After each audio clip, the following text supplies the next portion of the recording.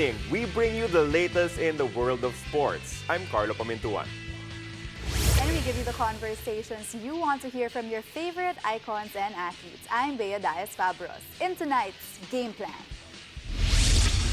we'll check in with the first back-to-back champions of the PBA 3x3. Raymar Caduyac, JOREY NAPOLES, and Brandon Rosser of the Limitless Appmasters join us live. Then our resident basketball mom, my partner tonight, Daez-Fabros, will present her to-do list for the Los Angeles Lakers. And we'll break down the big wins picked up by Team Lakay members Stephen Loman and Jhanlo Sangiao at the recent One Winter Warriors 2. Buckle up, sports fans. Let's get in the game. The Limitless Appmasters made history as the first back-to-back champions in the PBA 3x3, winning both the 5th and 6th legs. And tonight, we have Raymar Caduyac, JOREY NAPOLES, and Brandon Rosser joining us live to talk about what it means to be part of PBA 3x3's history books. Welcome to the game, gentlemen, and congratulations for winning legs number 5 and 6. Thank you. Thanks for having us. All right, let's start out with Brandon Rosser. Of course, Brandon, we know that you've been with this team for the longest time. We know the struggles coming from the first leg, only winning one game then, to winning back-to-back. What does this mean, and how does this, give you more confidence heading into the grand finals on the 29th? Yeah, I mean, it's a big confidence booster for us, to be able to be the first team to repeat and go back-to-back. But, we're never satisfied. We're always trying to get better. We're always trying to improve ourselves. We self-scout a lot and, try and find areas where we can get better. So, the hard part is, can we do it 3 times in a row now? But, we're just enjoying the moment and enjoying the process. JOREY, in the past 2 legs, you've gone up against TNT. Ano ba yung naging winning strategy nyo? And so far, 2-0 kayo versus them. And you guys were able to get the championship in the 5th and 6th legs. Sorry, ako ba? JOREY, yes, for you. Siguro lang namin yung leg 1 to 4 kasi sobrang struggle kami, especially sa depensa namin. So, ang laki ng adjustment ng ginawa namin. And sa offense naman, nagkakagulo-gulo kami, hindi pa namin kamay kung paano laruin. So, yun nga is sobrang laking tulong din ni Coach Willie na yung scouting namin, individual. So, yun nga. Kaya siguro namin nakuha yung leg 5 and leg 6. Raymar, sa'yo naman, no? Naalala ko nag-usap tayo during that first leg. Sabi mo, ganito pala yung 3x3. You were a little bit surprised kung ano yung mga kaganapan, no? Kung paano nilalaro yung 3x3. But throughout those legs, ano yung mga pinaka-importanteng natutunan mo? Siyempre kasama na yung mga tinuro sa'yo ni Coach Willie Wilson to be successful, to be leg champions in the 5th and 6th legs. Siguro nung leg 1 kasi more on adjustment ako kasi yun nga first time maglaro ng 3x3 hanggang sa naging komportable na ako na laruin yung 3x3, maging physical. So kumbaga nung sa 5 and 6 na mga games namin, nakapag-adjust na ako. Parang nakukuha ko na rin yung condition ko. Medyo matagal na ako mapagod kaya nakakatulong din ako sa team.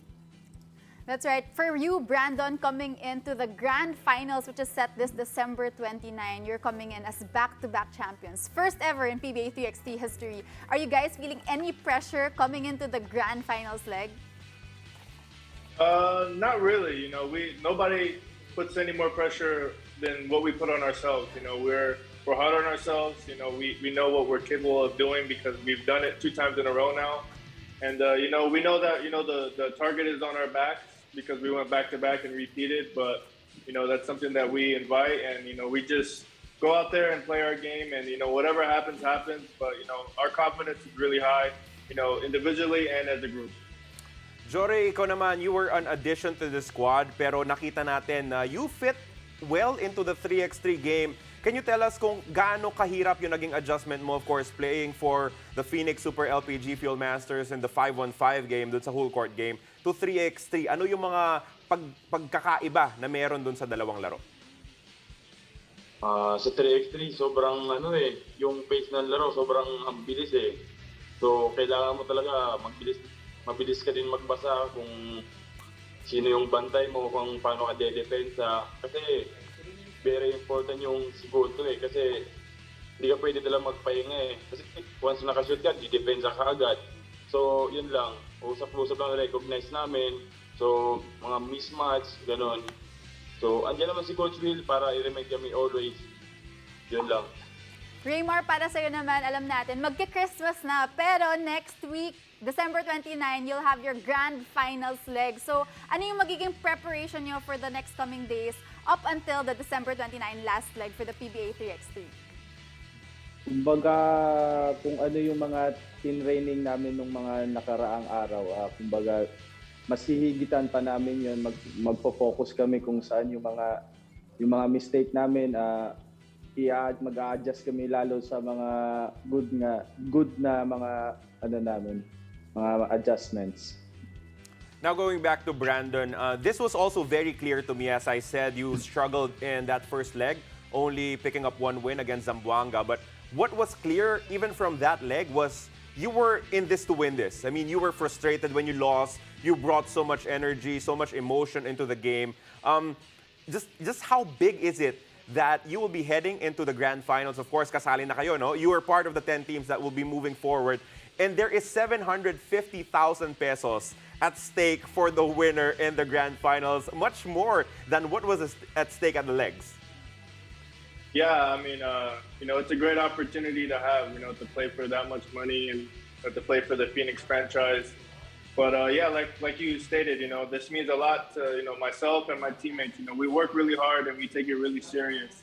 So that's where the frustration came because I knew what we as a group were capable of. So as long as we go out there and play our game and be ourselves, the chips may fall how they be, but I'll always be happy with the results because I know that we put all the work in and I'm excited for the grand finals. It's a big pot of money we're playing for, and if we can three-peat, that'd be incredible. Very well said. We thank you, the Limitless Appmasters, of course, JOREY, NAPOLES, Raymar Caduyak, Brandon Rosser, and Marvin Hayes, the fourth member of that squad. Congratulations for winning legs number 5 and 6, and all the best heading into the grand finals on December 29. Thank you so much, gentlemen. Thank you. Thank you for having us. Thank you.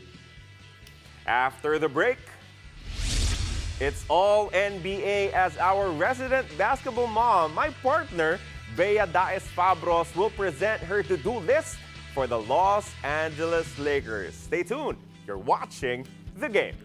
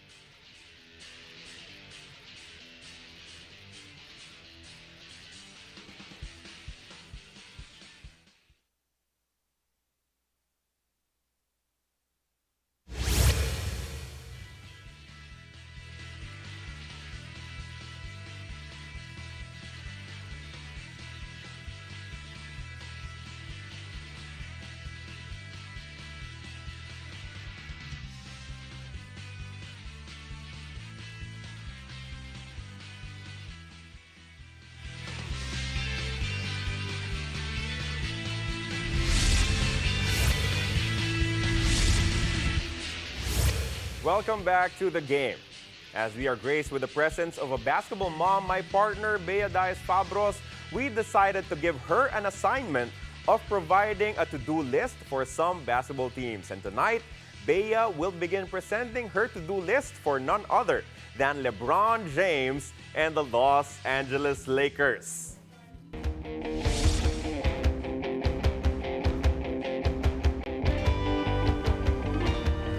The Los Angeles Lakers right now are at 500. They lost their game earlier against the Phoenix Suns, and it's not all good in La La Land. And we will have a to-do list, a list of 5 coming from Bea. Please start us off. What are the things na kailangang i-address itong Los Angeles Lakers? Well, top of mind definitely, Carlo, would be that they have to play a complete game. You know, this season, we've really noticed how they've been very inconsistent in the quarters that they play, and you see it in their standings. They're 16 and 16.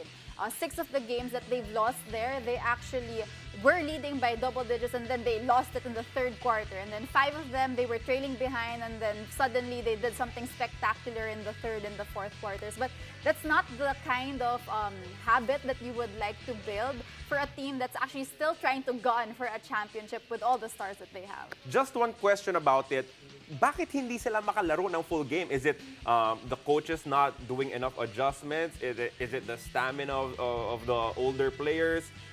What is it that is not allowing them to just play hard for 48 minutes? Well, you know, my personal opinion would be that given that they have just so many stars in their team, I think that they have a tendency to just lax and, you know, just be relaxed in the way they play, because they think that it's just a flick of a button that they can put out their A game. But then it's not how it is in the NBA. I mean, we have so many rising stars, so many teams that are up in contention, and they just can't, you know, play their cards this way.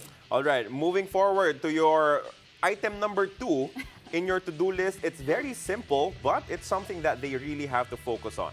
Yeah, definitely. They need to play defense. I mean, how simple can that get? Coming into the season, we all expected them to be a very highly defensive team, given that they have AD, DeAndre Jordan, they have Dwight Howard. But then, so far, we've seen them, there's so many instances in the plays that they have where they're just standing up. They're not boxing out their defenders. And it comes out in their statistics. They're currently 26th in the league in offensive rebounds allowed.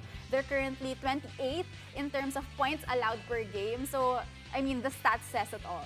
I saw a really funny tweet earlier, no, Bea. Sabi niya, parang, at least tumalo ng 2 beses I think it was Dwight Howard. Dwight Howard or yeah. something, one of the bigs nitong LA. At least he jumped twice, so that's a great sign for the defense. I mean, it certainly is not looking good right now in terms of playing hard on the defensive end. Number 3 in your list is on the list of, I think, all Laker fans out now. Why don't you tell us what it is, Bea? Well, yeah, I think there may be a lot of debate on this one, but this would be on Westbrook. We all know how much tenacity he brings onto the floor. We know how disruptive he is on the floor. He wants to be able to bring out that ball from end to end as fast as possible, but then he needs to find that balance when he's on the floor with AD, when he's on the floor with LeBron James. Because so far, that chemistry, and I'll touch a little bit about that later on, it's not working. So he needs to be able to adjust his style of play. I don't know how he'll be able to do it. Maybe limit his turnovers, you know, not jack up all those threes all the time. But he definitely needs to be able to adjust as the main point guard of this team. The big question now is, I mean, throughout all those years playing in the NBA, playing a certain way, is Russell Westbrook capable of playing any other way? Or maybe just be traded. Maybe. Just kidding. Maybe. Those are just putting it shots out there. All right, let's move forward to item number 4 in Bea's to-do list. Item number 4 would definitely be team chemistry, and this was something that was at the back of everyone's minds coming into the season. I mean, in terms of the starting lineups, they've changed it 9 times already, and they're only halfway through the season. It just goes to show that, you know, they're still trying to find their identity. They're still trying to find the team chemistry that they need, especially the fact that there's so many injuries coming in and out of the team. So it's definitely hard for them to pick up the pieces, but they need to do it fast because we're almost halfway through the season, and as you mentioned a while ago, they're at 500. So that's definitely not a good position that you want to be at this stage. Well, I can't nitpick because my Dallas Mavericks are actually below them in the standings. So Pau would be very happy though, can't as say a anything. Utah So Jazz fan. item number 5, you already mentioned a little bit of this, but what's your 5th item? Yeah. 5th item would definitely be wanting all the players to be healthy. I mean, right now they have 4 players in the COVID protocols. LeBron James was out for an injury. Now he's back, but this time AD is out on an injury for at least 4 weeks with an MCL strain, and we don't know the timetables of his return. So I guess, you know, luck is definitely not in the way of the Lakers this season, but hopefully they'll find the adjustments needed as they come into the playoffs? Let me just say this, winning or losing, the Los Angeles Lakers are just simply entertaining. I mean, kahit na sa Twitter lang ako nanonood there's always na. news about them. Exactly. Even if you just, read Twitter, all of the Laker fans are getting on it. Sobrang daming opinion. It's just something that I really enjoy during the Laker games. Yeah, as a Lakers fan, I mean, even if they're losing, I still love watching them. And I still will continue to watch them. So I just hope, that all the luck will be on their side on the second half of the season. This is your list, but give me one item that you wish for. Ano yung gusto mong makita from the Lakers in the new year? Wish for them this new year, I think I just want them to all to be healthy so they can finally build their identity and find ways to be able to win. Come on, get out of that 500 mark in the standings. And that is the to-do list of Bea for the Los Angeles Lakers, wrapping up this segment. And when we return, we will check in with Team Lakay's newest rising stars in one championship, Stephen Loman and Jhanlo Sangiao, after their recent win at Winter Warriors 2. Keep it here. You're watching The Game.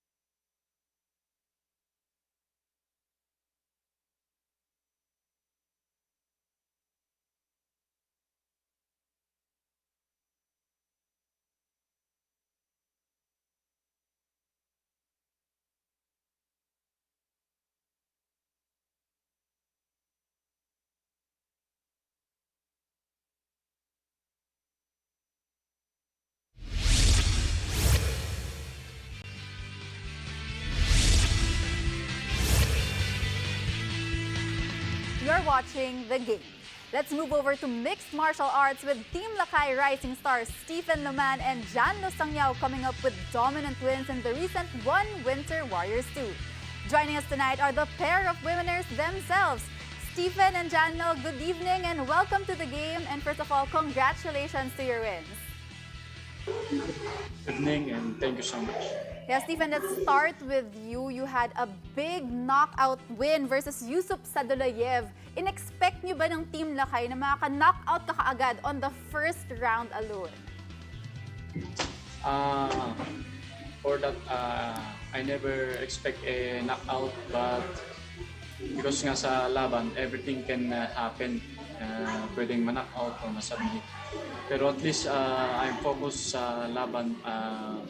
In-execute ko yung mga game plan ko and there was a time yung na-timingan ko yung jab straight niya and with my over left hand and tumama sa kanya kaya that's a surprising one.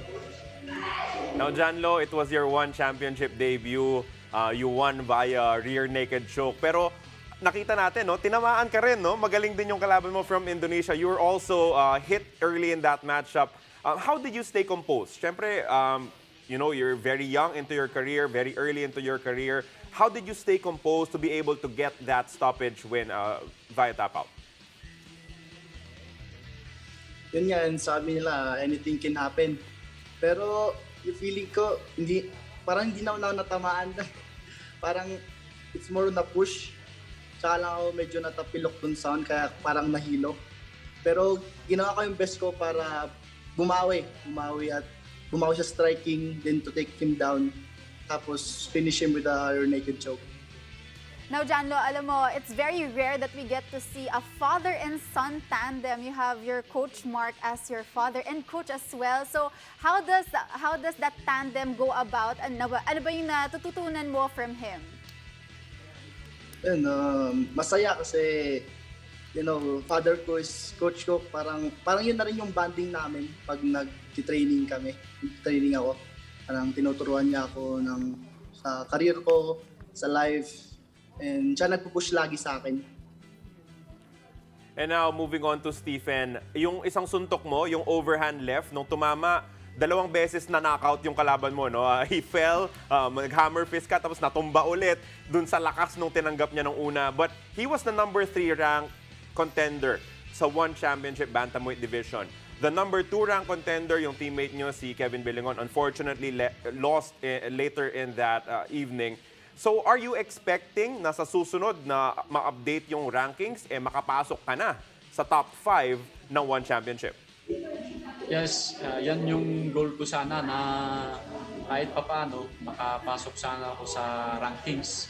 Yun, nakita naman natin natalo ko si YUSUP kaya knockout and I hope na isasali nila ako sa rankings para I have a chance to go up and fight the best fighters and for my goal is the championship belt.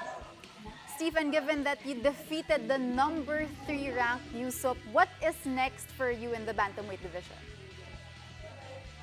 I hope they give me the number 2 or the number 1 para I have the chance again, an opportunity na fight whoever it is para kailangan paghandaan ulit, gagawa ng bagong game plan kasi malapit na tayo dito sa mga rankings at may chance tayo na lalaban sa championship.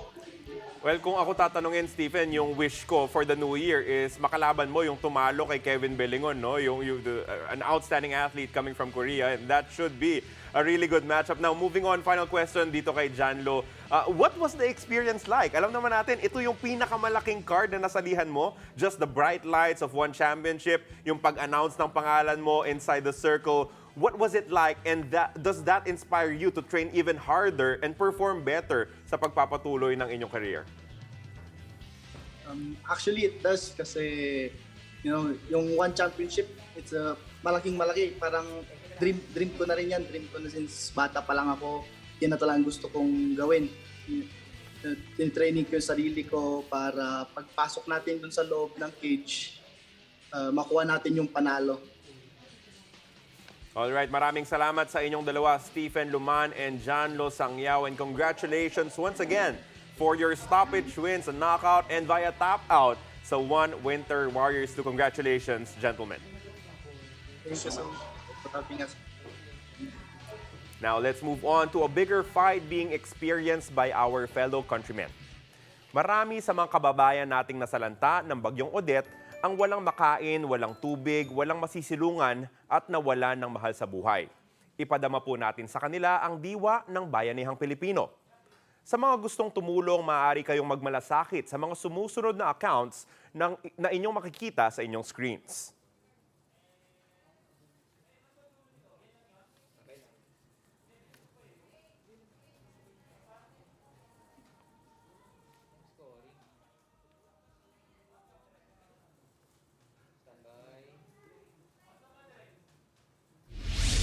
Tuloy pa rin po ang Pasko para sa nasalanta ng Bagyong Odette. Meanwhile, the MVP group of companies together with its partners are in unity in spreading joy and hope this holiday season. And you can be the part of this remarkable movement. This time, our garbage collectors in Las Piñas received a holiday surprise. Let's watch this.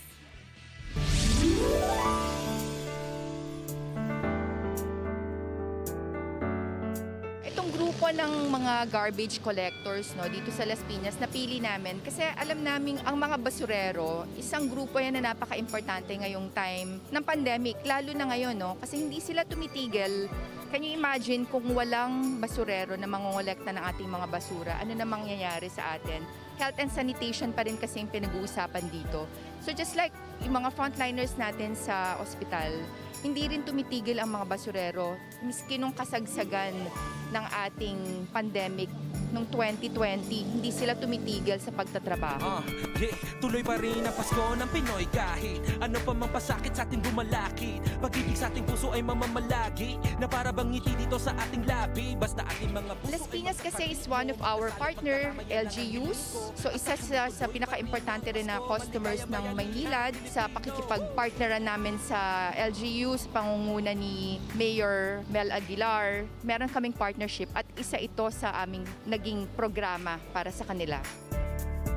Maraming salamat po sa Maynilad, sa lahat po na bumubuo. Papasalamat po kami dahil pinili nyo po yung Las Piñas. Imagine po sa lahat ng mga LGUs, isa po kami sa napili nyo na mabigyan ng ganito pong pampasaya po sa amin po mga residente. Sana po patuloy po tayong maging channel of blessings sa lahat po mga kababayan po natin. So, Maynilad, maraming pong salamat sa pagpunta nyo sa Las Piñas. Napaka-importante ng Pasko sa Pilipino, kaya kahit anong mangyaring delubyo or pandemya dito sa atin, kailangan pa rin nating i-celebrate, di ba? At saka yung totoong diwa ng Pasko is sharing, and that's what we are doing, not only in Maynilad but the entire MVP group. Yun ang ating ginagawa, kaya tuloy pa rin ang Pasko. Let's do our part and spread the Christmas cheer to our fellow kababayans. You may send your donations to the accounts flashed on your screen or contact us on the following details. Tara na sa isang maligayang bayanihan Pilipino.